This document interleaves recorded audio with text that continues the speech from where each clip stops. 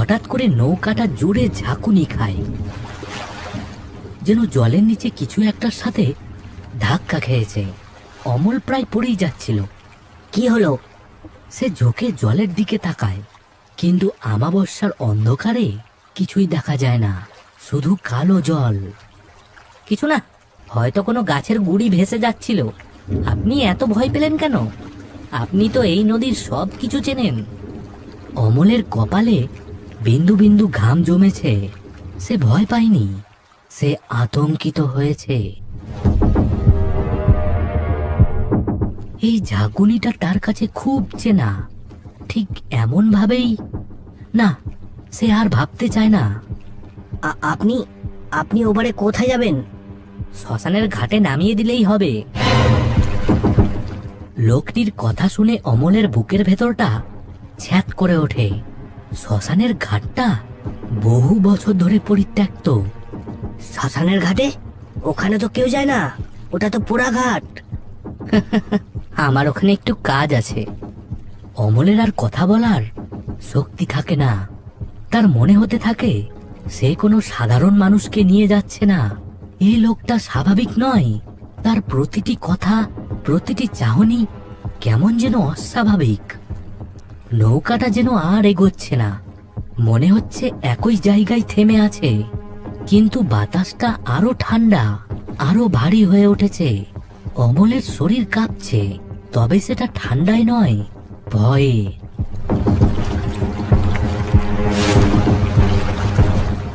আমরা কি পথ হারিয়ে ফেলেছি? ওপার তো এখনো দেখা যাচ্ছে না।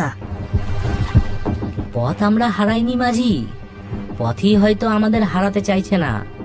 কখনো কখনো যাত্রাটা গন্তব্যের চেয়েও বড় হয়ে যায়। হেয়ালি করবেন না, আমি কিছু বুঝতে পারছি না। কে আপনি, সত্যি করে বলুন তো। এইবার সেই লোকটি অমলের দিকে সরাসরি তাকান। তার চোখে আর সেই শান্ত ভাবটা নেই। কেমন একটা করুণা আর বিষাদ মেশানো দৃষ্টি। আমি কে সেটা বড় কথা নয়, বড় কথা হলো আপনি কে মাঝি। আপনি কি নিজেকে চেনেন? এর মানে কি? আমি অমল, এই ঘাটের মাঝি। কতদিন ধরে আপনি এই ঘাটের মাঝি? সে অনেক বছর। আমার বাবাও মাঝি ছিলেন, তার কাছ থেকেই শেখা। না, আমি সেই সময়ের কথা বলছি না। আমি জিজ্ঞেস করছি, শেষ কবে আপনি নিজেকে আয়নায় দেখেছেন? শেষ কবে পেট পুড়ে ভাত খেয়েছেন? শেষ কবে আপনি ঘরে ছিলেন? এই প্রশ্নগুলো অমলের মাথায় হাতুড়ির মতো আঘাত করে। সে মনে করার চেষ্টা করে, কবে সে শেষবার। তার কিছুই মনে পড়ে না। তার জীবনটা যেন একটা ধূসর ক্যানভাস। শুধু একটাই ছবি স্পষ্ট, এই নৌকা, এই ঘাট আর এই নদী। আমার আমার ঠিক মনে নেই। স্মৃতি বড়ই ভয়ঙ্কর জিনিস অমল। কিছু স্মৃতি আমাদের বাঁচিয়ে রাখে, আর কিছু স্মৃতি আমাদের মেরে ফেলে। আবার কিছু স্মৃতি আছে যা আমাদের না বাঁচতে দেয় না মরতে দেয়, শুধু আটকে রাখে একটা চক্রের মধ্যে। হঠাৎ আকাশে বিদ্যুৎ চমকে ওঠে, আর সেই বিদ্যুতের আলোয় বৃদ্ধের মুখটা আরো স্পষ্ট হয়। কিন্তু অমলের চোখ যায় নৌকার ভেতরের দিকে। বিদ্যুতের আলোয় সে যা দেখে তাতে তার রক্ত হিম হয়ে যায়। তার নৌকার তক্তাগুলো পচে গেছে, জায়গায় জায়গায় বড় বড় ফুটো, সেখান দিয়ে জলও ঢুকেছে। কিন্তু আশ্চর্য ব্যাপার হলো, নৌকাটা ডুবছে না। সে যে বৈঠাটা ধরে আছে সেটার অর্ধেকটাই ঘুনে খাওয়া, প্রায় ভেঙে পড়ার মতো অবস্থা। সে তার হাতের দিকে তাকায়, চামড়াগুলো কেমন ফ্যাকাশে, স্বচ্ছ, যেন অনেকটা পচে যাওয়ার মতো। এসব কি? আমার নৌকা, আমার শরীর। তার চোখ যায় লোকটির দিকে। লোকটির মুখে গভীর বিষাদের ছাপ। 10 বছর আগে ঠিক এমনই এক আমাবস্যার রাতে নদীতে বান ডেকেছিল, তাই না অমল? অমলের কান ভৌ ভৌ করতে থাকে। তার চোখের সামনে সব ঝাপসা হয়ে আসে।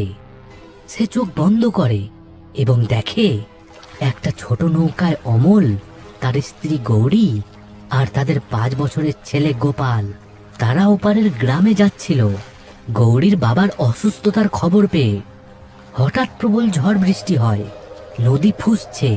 নৌকাটি ঠিক মাঝ নদীতে আসার পর একটা বিশাল ঢেউ এসে নৌকাটাকে ধাক্কা মারে। সঙ্গে সঙ্গে নৌকা উল্টে যায়, তারা সবাই জলে ডুবে যায়। কিছুক্ষণ পর অমল ভেসে ওঠে। সে দেখে তার স্ত্রী ও বাচ্চা কেউ নেই। অমল প্রাণপণে তার স্ত্রী আর তার ছেলেকে খোঁজার চেষ্টা করছে, কিন্তু জলের ভয়ঙ্কর স্রোতে সব তলিয়ে যাচ্ছে। সে শেষবার দেখেছিল তার ছেলে গোপালের নিথর দেহটা একটা ঘূর্ণির মধ্যে তলিয়ে যাচ্ছে। তারপর তারপর তার আর কিচ্ছু মনে নেই, শুধু চারিদিক অন্ধকার আর ঠান্ডা জল। অমলের চোখ দিয়ে জল গড়িয়ে পড়ছে, কিন্তু সেটা জল নয়, যেন কাদা গোলা জল। সে হাউমাউ করে কেঁদে ওঠে। আমি আমি তো ওদের বাঁচাতে পারিনি। গৌরী, গোপাল, তারা সবাই মারা গেছে। সে তার নিজের দিকে তাকায়, তার শরীরটা ক্রমশ স্বচ্ছ হয়ে যাচ্ছে। সে আর কঠিন কোনো বস্তু নয়, যেন ধোঁয়া দিয়ে তৈরি। সবাই মরে যায় অমল, কিন্তু সবার আত্মা মুক্তি পায় না। তীব্র শোক, তীব্র কষ্ট আর অপরাধবোধ আত্মাকে এই পৃথিবীতেই বেঁধে রাখে। তুমি তোমার স্ত্রী আর সন্তানকে হারানোর শোকটা মেনে নিতে পারোনি, তাই তোমার আত্মা এই নদীতে, এই মরা নৌকাতে আটকে গেছে। তুমি 10 বছর ধরে একই রাতের পুনরাবৃত্তি করে চলেছ, একা, এই ঘাটে। তাহলে তাহলে আপনি কে? আপনি কি ঈশ্বর? আমাকে মুক্তি দিতে এসেছেন? লোকটি মৃদু হাসেন। ধীরে ধীরে তার শরীর থেকেও একটা নরম আলো বের হতে শুরু করেছে। আমি কেউ নই অমল, আমি তোমার স্মৃতির একটা অংশ, তোমার ভেতরের সেই অংশ যে মুক্তি চায়, যে তোমাকে বোঝাতে চায় যা হয়ে গেছে তা হয়ে গেছে, এবার তোমাকে এগিয়ে যেতে হবে। কোথায়?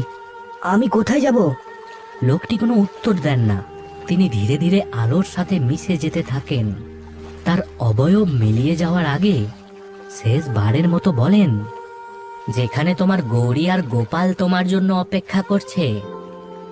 লোকটি মিলিয়ে যায়। চারিদিক আবার সেই ঘুটঘুটে অন্ধকার। অমল নৌকার মাঝে একাই বসে থাকে, কিন্তু এবার সে বৈঠা চালাচ্ছে না, সে স্থির হয়ে বসে আছে। হঠাৎ করেই সে একটা বাচ্চার হাসির শব্দ শুনতে পায়, খুব চেনা হাসি, গোপালের হাসি। সে তার পচা ভাঙা নৌকার দিকে তাকায়। মরা নৌকা। সে এতদিনে নিজের আর নিজের নৌকার আসল পরিচয় পেয়েছে। তার ছায়ামূর্তি ধীরে ধীরে ভোরের প্রথম আলোর সাথে নদীর কুয়াশায় মিলিয়ে যায়।